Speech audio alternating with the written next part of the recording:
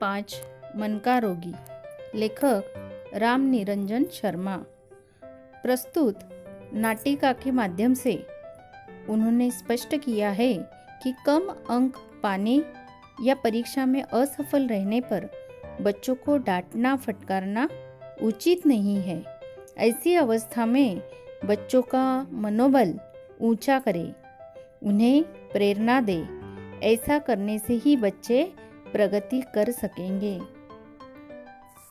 चलो बच्चों, आज हम नाटिका देखने चलते हैं। नमस्ते भाई सलील। नमस्ते राकेश भाई, कहिए क्या हाल है? भाई मैं तो गृह कार्य में लगा हूँ और अभी मास्टर जी आने वाले हैं।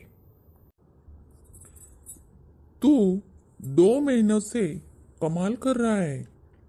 मास्टर जी ने क्या जादू कर दिया है। अब तो तू सभी विषयों में होशियार होता जा रहा है। कल नाटक देखने चलेगा ना? जरूर चलूंगा। अब तो तुम्हारे पिताजी भी तुम्हें नहीं रोकते। पहले तो न किसी के साथ खेलने की आज्ञा देते थे और न सैर करने की, न पिकनिक की और न सिनेमा जाने की। अब तो पिताजी रोज मुझको कहानी सुनाते हैं, मुझे पढ़ाती भी है। हमारे विद्यालय में भी आते हैं और मैं भी उनको सारी बातें बता देता हूँ। नमस्ते मास्टर जी। नमस्ते। कहो, क्या कर रहे हो? आपका दिया हुआ काम। कर लिया? जी हाँ, सभी विषय के काम पूर्ण कर लिए। शाबाश, अब तुम बहुत अच्छे लड़के हो गए हो। तुम्हारे माता पिता और विद्यालय के अध्यापक सभी तुम्हारे काम से प्रसन्न है। मास्टर जी। हाँ हाँ, कहो, क्या कहना चाहते हो? कल राकेश के विद्यालय में नाटक है, मैं देखना चाहता हूँ। जरूर जाना, मैं तुम्हारे पिताजी से अनुमति दिलवा दूंगा। नमस्ते मास्टर जी। नमस्कार रामकिशोर जी। मैं सलील के विद्यालय से आ रहा हूँ। सभी अध्यापक इसके कार्य से प्रसन्न हैं। यह विद्यालय की वाद विवाद प्रतियोगिता में प्रथम आया है। यह सब आपके परिश्रम का फल है मास्टर जी।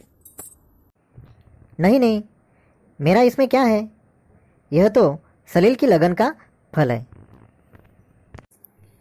यह तो ठीक है मास्टर जी, पर रास्ता तो आपने ही हम सबको दिखाया है। आप तो मुझको शर्मिंदा कर रही है। अच्छा बेटा सलील, अब तुम जाओ। तुम्हारे नाटक वाली बात मैं तुम्हारे पिताजी से कह दूंगा। क्या बात है? कल राकेश के विद्यालय में नाटक हो रहा है। कृपया आप सलील को भी नाटक देखने जाने दें। मैं भी तो जाऊंगी, अपने साथ ले जाऊंगी। चलो, यह और भी ठीक रहेगा। रामकिशोर जी, हमें पुरानी परंपराओं को छोड़ना होगा और शिक्षा मनोविज्ञान की बातें अपनानी होंगी। ऐसा करने पर ही देश में हम स्वस्थ नागरिक तैयार कर सकेंगे। अब तो मैं उसे छुट्टी में रोज सैर पर भी ले जाता हूँ। मुझसे वह कई प्रकार की बातें पूछता है। सही है, हमें बच्चों का विश्वास जीतना चाहिए। विश्वास जीतने के लिए हमें उनका मित्र बनना होगा। हमें उनमें अपने रूखेपन से भय नहीं पैदा करना चाहिए। यह बात सही है मास्टर साहब। अब तो सलील स्कूल का काम अपने आप करता है। आपको गृह कार्य के लिए उचित वातावरण बना देना चाहिए। फिर बच्चा स्वयं काम करने लगता है। अच्छा, अब अनुमति दीजिए।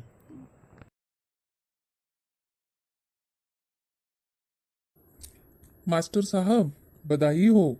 सलील अब की छमाही परीक्षा में अपनी कक्षा में प्रथम आया है। यह देखिए अंकों की सूची। क्या बात है? किस बात की खुशी है? मुझे भी मालूम हो। सलील छमाही परीक्षा में अपनी कक्षा में प्रथम आया है। मिठाई खिलाओ।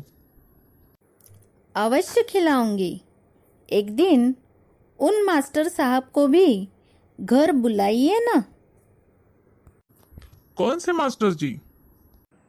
इनका मतलब रामनाथ जी से है, वही जिन्होंने सलील के विषय में पत्र लिखा था। ओ, सलील के कक्षाध्यापक। ठीक है, इसी रविवार को एक छोटी सी पार्टी रखेंगे। रामनाथ जी से निवेदन करूंगा। और हाँ मास्टर जी, आप आना न भूलना। हम आपका उपकार नहीं भूल सकते। आपने मन के रोगी सलील को स्वस्थ किया है। इसमें उपकार की क्या बात है? यह तो हम अध्यापकों का कर्तव्य है। क्या पते की बात कही है मास्टर जी ने, पर सभी अध्यापक आप और रामनाथ जी जैसे नहीं बन सकते। बनना पड़ेगा, और यदि नहीं बने तो बच्चों का विकास कैसे होगा? अब मैं समझ पाई हूँ कि एक माँ को पुत्र को अच्छा आदमी बनाने के लिए क्या करना चाहिए। धीरे धीरे सब ठीक होगा। जब चंद्रशेखर जी और रामनाथ जी जैसे अध्यापक शिक्षा के क्षेत्र में आएंगे तो अज्ञान और अशिक्षा का अंधकार नष्ट हो जाएगा। अच्छा, अब चलो। नमस्कार। नमस्कार। नमस्कार।